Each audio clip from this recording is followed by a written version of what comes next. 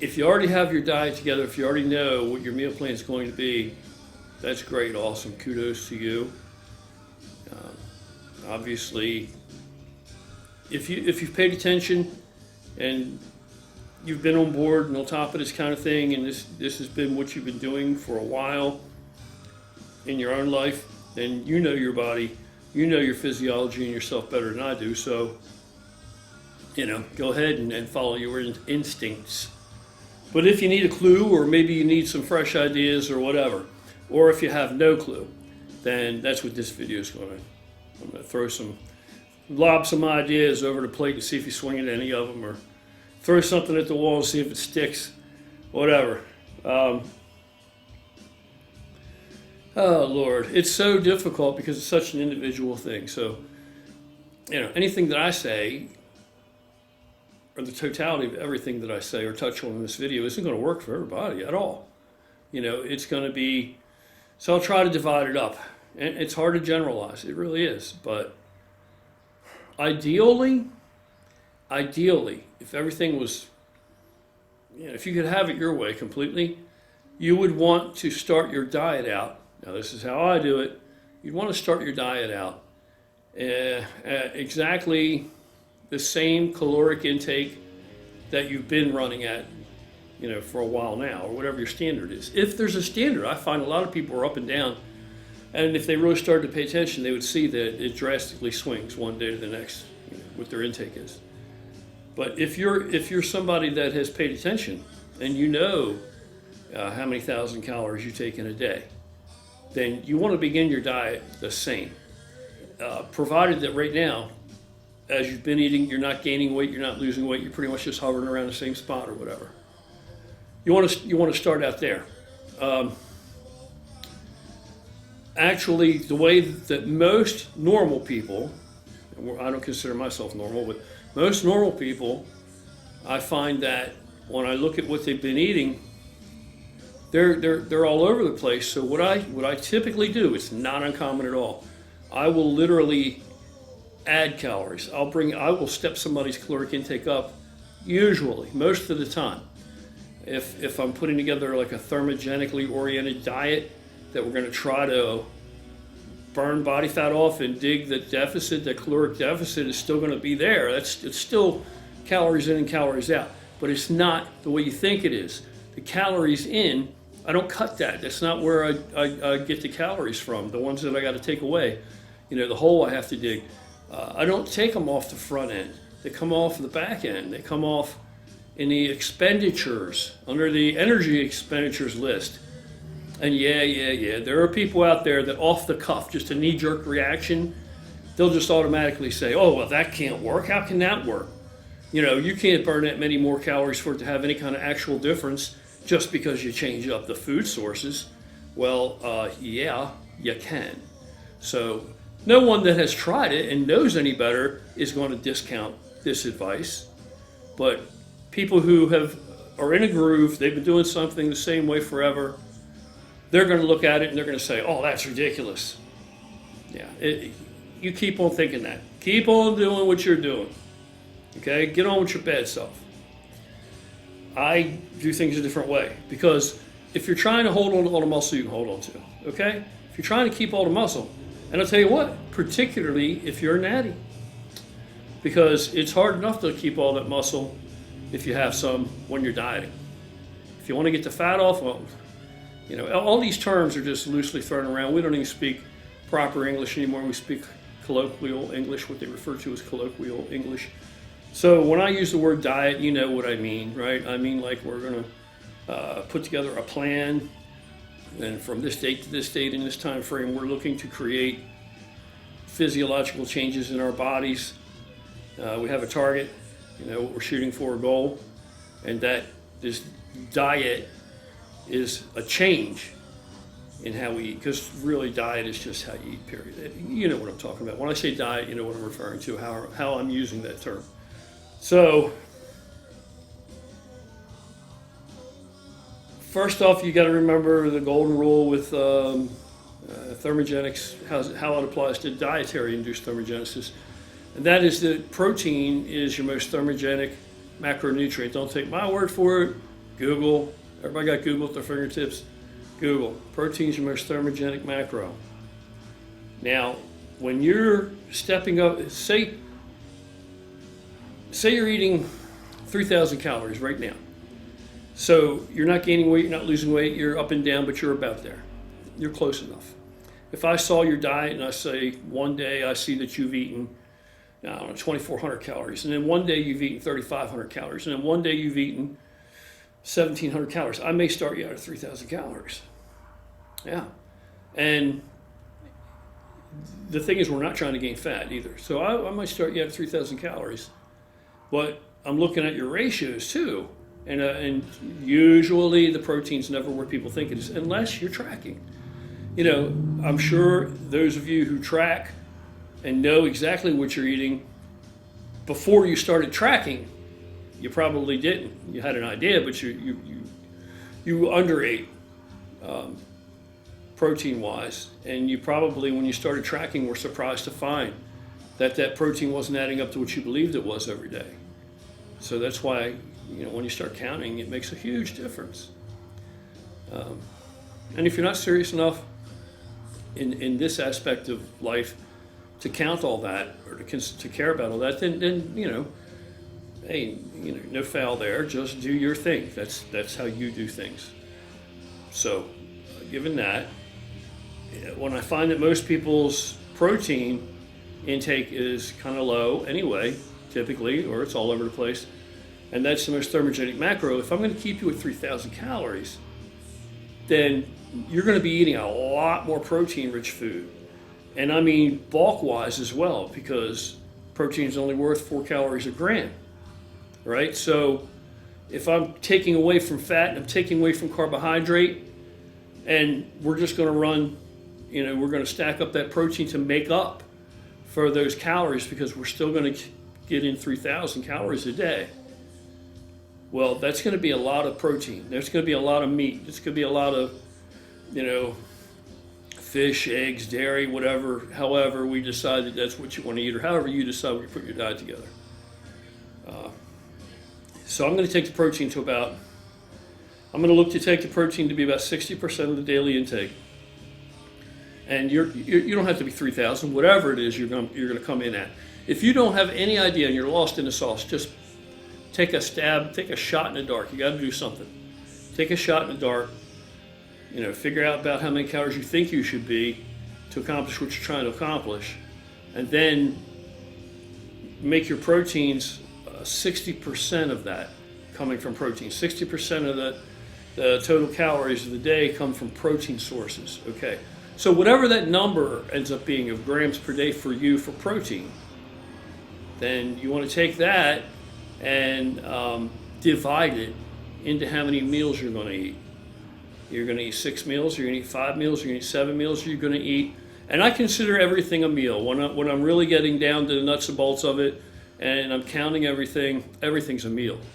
Everything's a meal. So you may have 4 larger meals and 3 smaller meals that are almost like a snack maybe, but they're a very nutritious snack. They're a pretty complete snack. So I'll stagger them, you know. First thing in the morning, I would have, as soon as I get up out of bed, as soon as I'm able, I want to get some nutrition in my body.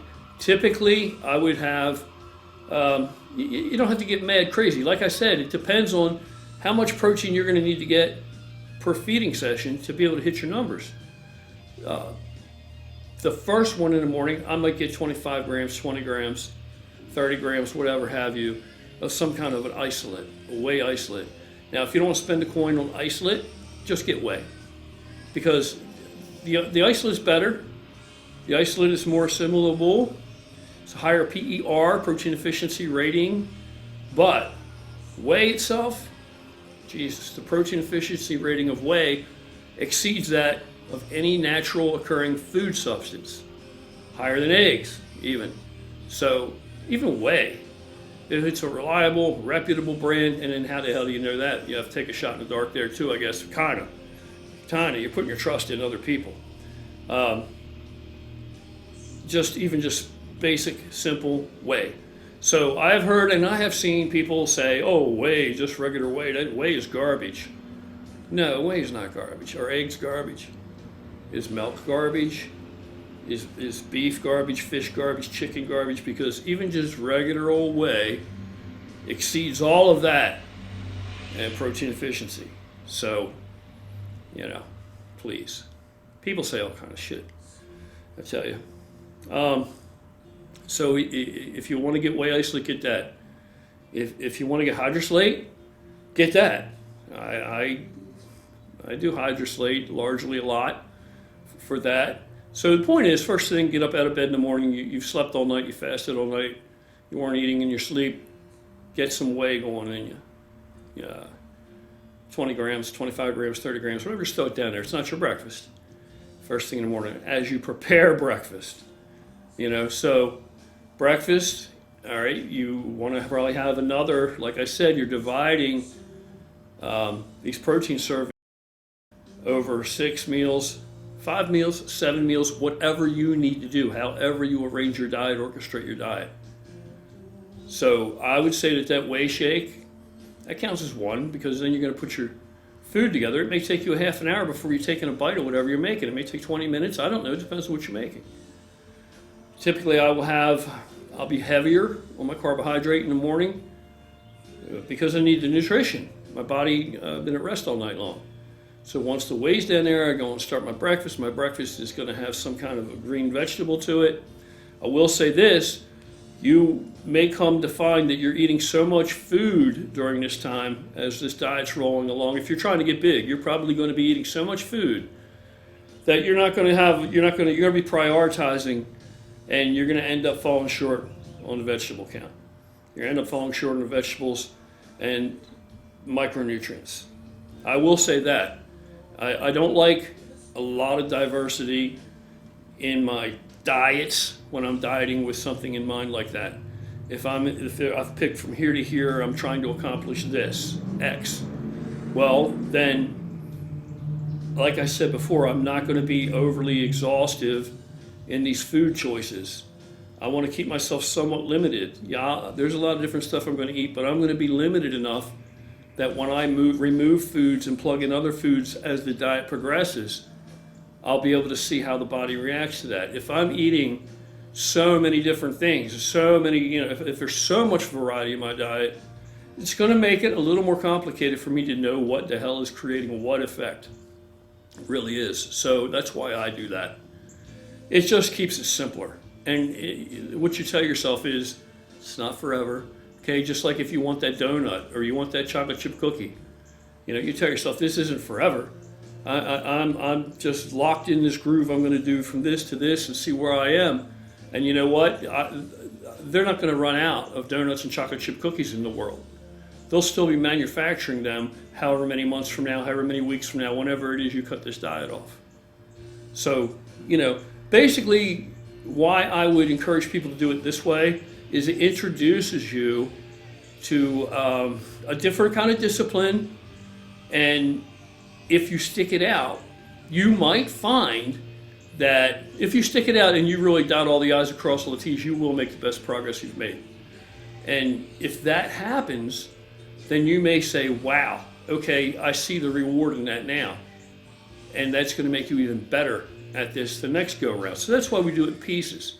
If you become so disciplined and so regimented that you can eat like this year round, that's up to you. I wouldn't want to do it because I know that there are holes in my nutritional plan when I diet like this, because, like I said, there's not so much variety. There's not so much variety. In fact, I absolutely supplement to fill in the holes.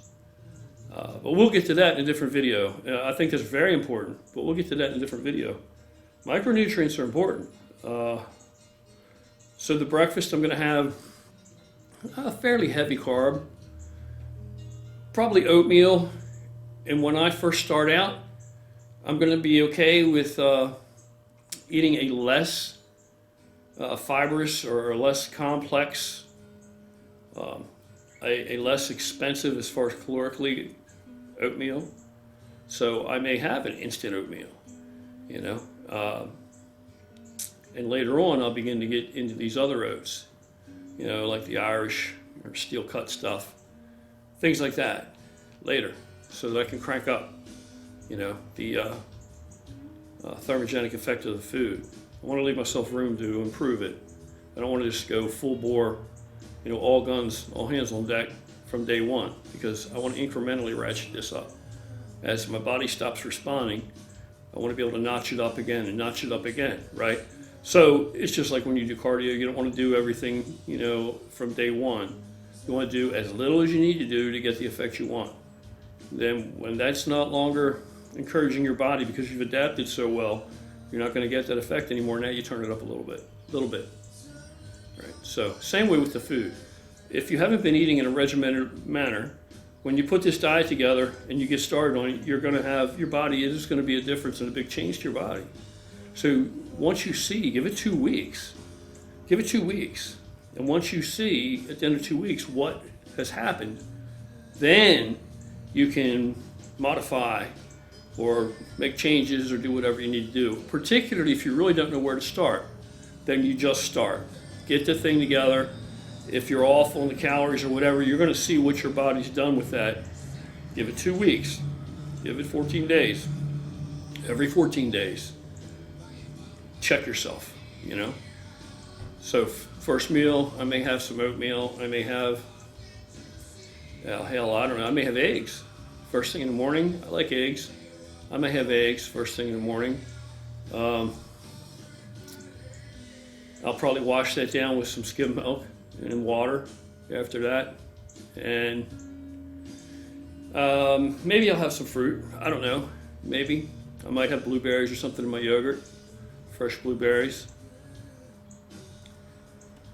Then I'm going to want to have some kind of a snack. My next thing is going to be more of a snack, like maybe a couple yogurts. And they do make really good yogurt. Now you can get some high quality yogurt, like the Onkyo 000. Is that what that is? I eat that. That's pretty good shit. So you may, you know, maybe you take 2, or the, you know what I mean, single serving cups. Maybe have 2 of them as a snack. Would be like your next feeding. And then wherever you need to fill the blank in for the protein, make up it with powder, make up it with some skim milk, whatever have you. Then the next meal, which is going to be, by now, you've had your protein shake, you've had your breakfast, you've had your snack. Your next meal could be, and snacks don't have to be that. It depends on who you are and what you need and what your body can, what you can do, how much you can eat. If you're a skinnier guy, of course you're going to be eating differently than if you're a heavier guy that has a lot of body fat to lose. So you might want to have a couple rice cakes. I like rice cakes, full-size rice cakes with peanut butter. Hell yes, I'll put a tablespoon of peanut butter on each rice cake and eat that as a snack. It can be a snack. You know, so there's all kind of healthy snacks that you can have. You know, hard-boiled eggs, easily transportable. Chicken, of course, is a staple, easily transportable. You know, a snack. And then the next meal, it's going to be a meal. It's going to be a bigger meal. And that may be some chicken with maybe a white potato then, maybe some white rice. Maybe you can get brown rice if you want. You may want some rice, you may want some potato, whatever have you. I would hold off on the sweet potato or the yams. 2 fibers right now. We want to add them in later when we can swap something out and add that in, because they're going to be less carbohydrates for same volume of food, and it's going to be much more fiber and much more thermogenic effect from a sweet potato as opposed to a white potato or as opposed to any rice. So maybe not yet with that, because you want to have somewhere to go with it. You want to be able to ratchet up. You need an next rung on the ladder. So we keep that in reserve.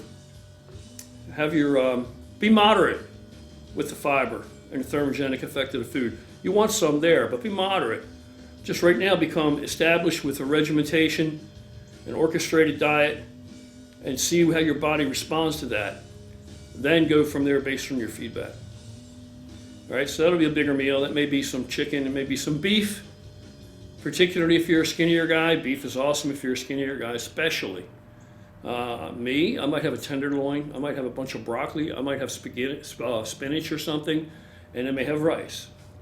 Something like that. Okay, then of course your next feeding is now, it's going to be a smaller feeding, more of along the lines of a snack. So there you go again, snack. What do you want to snack? If you're a heavier set guy, during the day, some of your snacks might be celery, yeah. You might want, instead of those rice cakes, they're not so terrible, but instead of those 2 rice cakes, have them if you want them. Look for a little variety. You could have celery. You could have celery and peanut butter. That ain't bad. Celery is very fibrous, very fibrous.